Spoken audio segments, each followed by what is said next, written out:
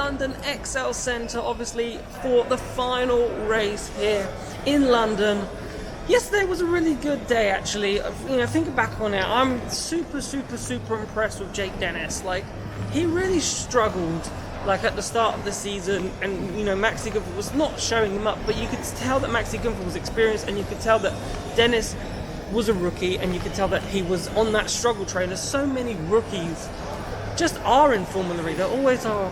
They always struggle. Look at Norman Nato. We've seen Neil Yarni as well struggle. And these are like accomplished race drivers. So it just shows what a difficult discipline it is to get right. And for Jake Dennis to turn that around now and get 2 wins, I think is unbelievable. So you're probably wondering, what is the plan? Because we did quite a bit yesterday in terms of vlogging and showing you about. So I thought today I'll sort of show you what the London XL Centre sort of looks like, because we didn't really look at that yesterday. So what's open, how does it look, we'll do a bit of that. And we'll just go through the day again, and we'll just have a few more chats, I think, about, you know, how the day's going. You know, we've just finished practice, the Grassi fastest. Let's talk Lucas Di Grassi now, because obviously he needs to find a job basically for next season, or decide whether or not he wants to stay in Formula. It'd be really interesting if we get a chance later today to talk to him. He wasn't really about. I don't know where he went in yesterday's media centre, obviously, or the media pen. Probably disappeared quite quickly. I did see him doing some interviews, but there's always a crowd of people around Lucas Di Grassi, so that doesn't surprise me at all that, you know, maybe lots of people interviewed him, he'd had enough and that was it, or his time was up and he left. But yeah, for me, Di Grassi is putting on a really good show at the moment in terms of his recent form. You know, he's qualifying that car well, so is Ras, to be fair. But I feel like, you know, over the last couple of races, Di Grassi has really shown that he can have another seat in Formula E, and he can go to probably any team, not probably any team that he wants, but I'm sure there's teams like a Venturi, maybe, if they wanted to be harsh on maybe getting rid of Norman Nato, but that could be a seat. But, you know, Mahindra maybe, depending on what they do. There's obviously talks of Oliver Rowland at the moment, but they had a fairly new lineup, and that's quite a shock in itself with Rowland going. Nissan, though, look like they could be changing their lineup, but I can't see Di Grassi and Buemi being in that team, so I don't really know where Di Grassi could go, to be honest with you. I think it's quite a difficult one, and I feel like his talents would be wasted if he was to go to Neo or something like that, Dragon. You know, they'd really need to make a step up in order to sort of, you know, make Lucas Di Grassi really want to go there. But anyway, right, qualifying's about to start, so let's go back to the media centre and see who qualifies on pole. And that's it, qualifying is over. Stoffel Van Dorn is on pole. Wow. Mercedes seem to be back, which is really good because they had such a strong start to the season and it's just faded into non-existence, but they're back at the moment. They're in the pit lane. It's a hive of activity. The part firming for qualifying is just finished. The cars, you're saying I've got Norman Natos. Hopefully we can maybe get, it's on phase track for me at the moment, so hopefully I don't think we'll get it. If I go this way, it's sort of, there you go, being pushed back into the garage. Hello, there I am, thank you. But yeah, really good for Mercedes. You know, Nick de Vries up there as well, and this is the thing now, right? We've been talking about this championship for ages, and for the first moment, it looks like the championship could open up, right? If Nick de Vries gets a good result, Sam Bird, De Costa, Byrne, all down there, all of a sudden, we can go from having it really close to actually having a lead going into it. The Porsche team make some really loud noises, but so I think that this could be a massive turning point, this qualifying session, into where we go now in terms of what is the narrative of this story. Does it become De Vries is to lose by the end of the day? That is the interesting story. So I'm going to stop now. We'll probably head round to the XL. I'll show you around in a moment, but let's get some shots of the pit lane again, see the hive of activity that's going on around me.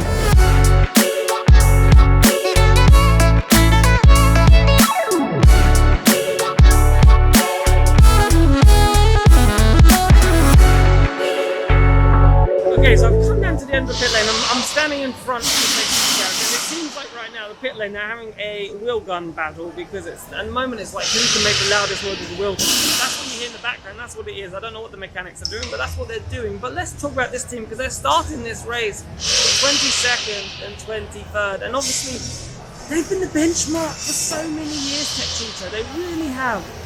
But it's just, I don't know, for whatever reason, I feel like maybe teams have caught them up and are, thinking that we are coming towards the end of this Gen 2 era, that, that has allowed teams to catch up, and maybe Techeetah were just the first team to sort of extract that pure performance out of the package, and teams are now catching up, and obviously the qualifying system is phenomenal, but maybe that qualifying system is allowing those teams that have caught up that chance to push on, and Techeetah, even though they had that advantage, they could pull it out the bag on one of those days in qualifying in season 6 when others couldn't, and I think that's probably got to be one of the main reasons. And if I get a chance to speak to Mark Preston later today, I would be interested to see what he says, and plus the drivers as well.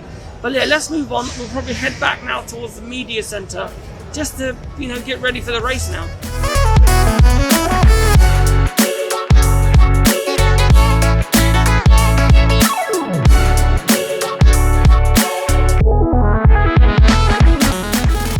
Quite surreal being here in the XL, and it's kind of empty because normally when you're here, you're for an exhibition of some form, like I've been here for Comic-Cons and so forth and stuff like that, and it's just a sea of activity. There's so many things open, there's so many things, but really truly there isn't anything really open. There's a bagel bar down there, and there's apparently this noodle place I'm coming to now. Apparently that's open. I've been told there's a Costa Coffee down there, but it's really dark. They decided to not turn the lights on, but I've seen a lot of people going down there to get a Costa Coffee, but that seems about it. But I remember being here, it's just a sea of activity, and the thing is, where I'm standing right now, which would be inside where, the communal area where you'd come to get your lunch and stuff like that, if you were to come here, I don't know if this would be access to the fans next season, to be honest with you, because this is the way the media come in, but and there's not really any grandstands down this sort of side. So I think some fans will probably have to come in here because it's the main stand for the grandstand. But I don't know, you must probably have to have a certain grandstand ticket to probably get in here. If yours was outside, I don't think you get a chance to come in here, to be honest with you, which is a bit of a shame because obviously then, you've got pick of tons and tons and tons of food options that you could come to and enjoy, basically. But I'm just, from how the location looks and how we get in via Prince Regent or Custom House for XL station, it doesn't really promote fans coming in because it's very media heavy. Obviously, the only people that are allowed in this section today are media people and photographers and VIPs and so forth, and having one of these lovely badges that gets you in here, but fans at the moment can't, and the only people that are in the grandstand at the front are people from the VIP from the E-Motion Centre down at the front, which is run by Hugo Boss. So that's sort of the only way people are getting in, so that they're all VIPs, and that would be such a shame that even if next season that the grandstand for the main grandstand at the front is only a VIP grandstand. I can't see that being the case, but that's just something to think about, right? I'm just trying to think, okay, how would we move forward with this event? Would there be fans in where I'm at this precise moment? You'd think yes, but then there'd be a lot of crossover between potentially drivers, and I don't know, it's just, I think because it's happened and it's been able to move so freely because there's not been any fans here, I think maybe that's made it easier. But considering where we are and where the drivers have to get to in order to get to the media centre, because I firmly believe that where the media centre is today will be where the media centre is next season. So drivers would have to come up here. There's some lifts at the corner which they'd go up to and go to the media centre. But if there's fans in here, they're going to get mobbed. So it's just something to think about, I think. But yeah, apart from that, the XL, lovely place. To be fair, it is a really good place to have a race. I've really enjoyed the racetrack as well. I think it's different. I think it's a little bit, not old school, I don't know if that's the right word to call it, but I like that it doesn't have many overtaking spots. I like that it's a Liverpool track. Maybe not the greatest in terms of energy management, that it's pretty much a flat out race, but I like that it's difficult to overtake. Overtakes are not supposed to be easy. Overtakes are supposed to be special in my book. So yeah, I've really enjoyed the track. I'm really hoping obviously that next year you guys can get in here and see what I've seen and enjoy the event as much as I've enjoyed it. But that's it really. So I'm going to move now towards the media centre again, and get ready for the race. So I'll see you in a minute. Okay, it's going to be loud, but we've made it down towards the grid. Now I can't go on the grid. They didn't give me a grid sticker. You're just jealous, right? Why can't I go? Why am I not a VIP? Surely I should be a VIP, right?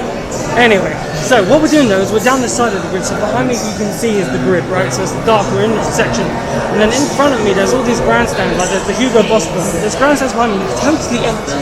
And if I wasn't doing any work today, I could sit there and watch the race from there if I wanted to, which is just kind of mad when you think about it. As I said, there's some comfy chairs here. It's even got an armrest. I can't really see it. Can I bring it down? How low can you go? No, we can't do it. It's watching my face, so it's just no point. But they've got armrests. Look, there you go. There, look at armrests. We did it. Yes. We've got armrests. Where do you see it here? Comfortable chairs. Like I'm being in my own living room here. It's great. So as I said, a completely empty grandstand. God knows why they put them up, because no one's here. I feel like I'm at the cinema, and in front of me is the movie screen, which is all the cars. Unbelievable. We'll do our own grid walk, right? That's the end. We'll do our own grid walk. I didn't know you could do this yesterday. So here we are today. We're now in the Hugo Boss one. This is where all the posh people sit onto me. That's where they are on the right hand side. We'll take some shots. We'll have a look at what we can see, and then I'll come back down and I'll do a grid walk. Let's see what we can steal from the grid.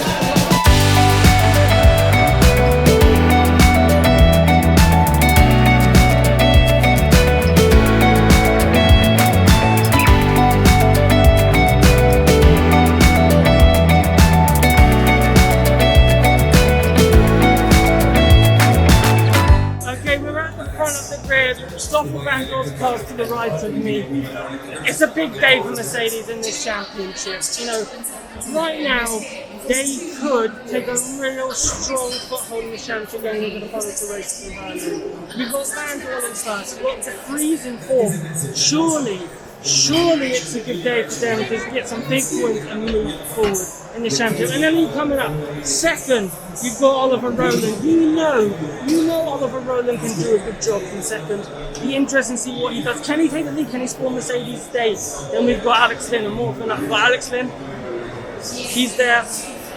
Could have won yesterday. I don't know if it's raining outside. Haven't been outside all day. It's really weird, right? We're just stuck indoors. Have no idea on the weather. But if it rains, watch out for Alex Lynn, because they think home reputation is a big problem with them. In the wet, that won't be as much of an issue. So if it does rain, and it is expected to rain at some point during this race, he could be a threat later on.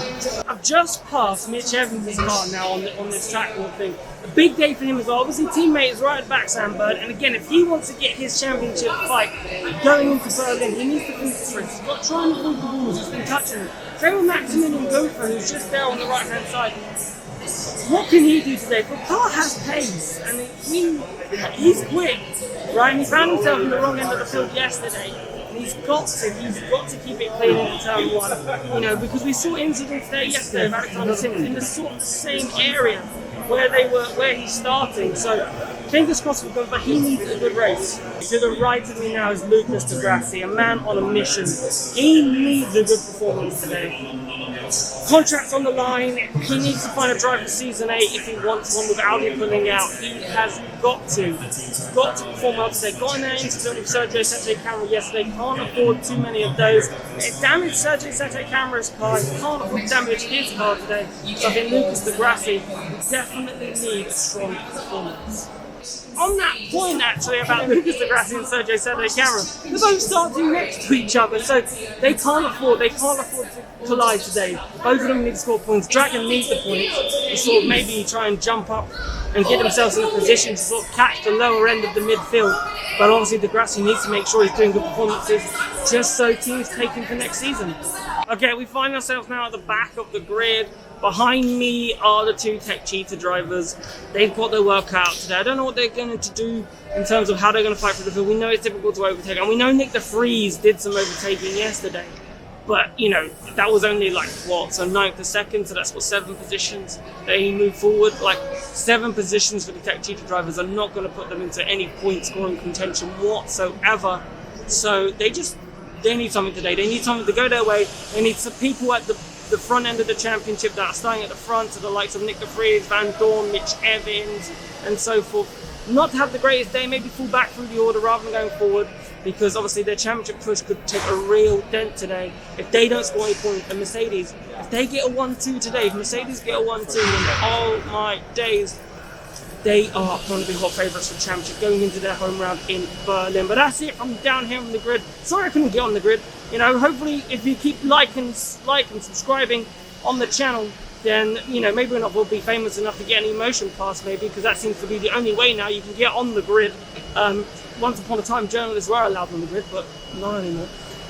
But yeah, so if you've enjoyed what I've tried to have done here, then hit that like and subscribe button, and maybe we'll be on the grid at some point. But anyway, let's get back to the media center. Let's watch the race itself, and then we'll come back and we'll talk post-race. I'll see you then. Wow, what a race. Lucas Di Grassi, Audi, what a move. Oh, I really, to be honest with you, I'm going to be honest. When they did it, I love it. I love it when a team is a bit opportunistic, they go for it, right? They make a decision that's a bit controversial, right? But it was within the rules, and they were probably like this close to actually getting it working. So basically what happened was Lucas Di Grassi basically came to a halt, but because the surface is so high grip and a bit slippy, his wheels locked and made it look like he was stopped. But apparently his car was still, I don't know, gliding, like, I don't know, it's not hilly here, it was like, I don't know, like the handbrake was released and it was still slightly rolling or slightly moving, and that's why he got a penalty. Which, when you think about it, is incredibly harsh because, well, it's not harsh, it's the rules, it technically didn't stop, but you're just like, oh, you were so close to pulling off something that was so brilliant. And then, for me, questions have got to be asked about the safety car, right? Not for the safety car speed, like, why was it going that slowly? Like, did it need to be going that slow? I don't know, right? And I think that's something for Formula E to look into, because it enables a driver or a team to try this strategy, right? And which is audacious, and it didn't pay off. But yeah, heartache really found it because they felt like a win was robbed, and they saw with their own eyes that Lucas Di Grassi had come to a halt, but he hadn't come to a halt, unfortunately for them. So that meant Alex Lynn wins his first ever Formula E race, and I'm so happy for him because he was really emotional in the media pen and in the press conference as well. And obviously we know his journey of being a pole sitter in his first race with Virgin Racing, then he obviously moves to Jaguar, then gets dropped by Jaguar, then doesn't find a seat, and then gets picked up by Mahindra, and then he sort of finally repays that faith in Mahindra with that win, which, you know, is pretty impressive. So I'm delighted for him. It was a good win. But he didn't have to say much afterwards. Lynn, he was very reserved in what he said. Just, you know, probably just said his thoughts. You know, probably not putting it into words, because I suppose when you've been through a little bit of a struggle and you finally achieve it, you don't really know what to say. I think some of the times, and I think that's the truth for a lot of people. You're just a little bit like, you're just so overcome with joy, I suppose. We'll let him off on that one, because we were chatting away. I was like, so he was just very direct, which, you know, let him be. You know, he won the race, so he's the hero for today. We're in the pit lane, as you probably guessed, but not on they're packing away, so they're being very cool with where I can walk and so forth.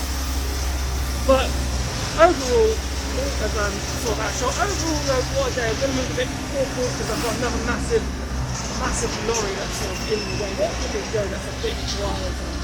Look at this cover cross. Be by BMW at the moment, and this will be it. But yeah, what a race. When you think Formula E is going to be more entertaining or more unpredictable, that happened. And the rain, the deluge that happened literally 10 minutes before the end of the race. I'm just going to tell him because Virgin the camera is not picking up my face at the moment, so we'll just have to stand here a minute. If you hear Virgin's music, then you hear Virgin's music. Maybe we'll walk backwards. I can slightly see what I can see. Right? BMW don't seem too annoyed. But yeah, the rain, it was wonderful. If that rain occurred in the race, it would have been a red flag, right? We would have been red flag sitting in here in the dry for a bit, waiting for the rain to go away, like a tennis or cricket free. And then we're probably wishing that the whole track was indoors because the rain was intense, the thunder, the lightning. We could hear it from the media center. I think you can hear it in the press conference video that the audio picked up. It was just belting it down. Even when because the doors were open by the media pen, you could hear the rain, and sometimes you could hear big bangs of thunder as well. Just unbelievable. So that wraps up this vlog. It's been an absolute pleasure trying to bring you a little bit of an in-depth analysis of this weekend. It's been absolutely brilliant. These vlogs will hopefully return as well in Berlin. I hope you have enjoyed them. That's it from me. I've been Giordmaina. Thank you so much for watching, and I'll see you soon. Ciao.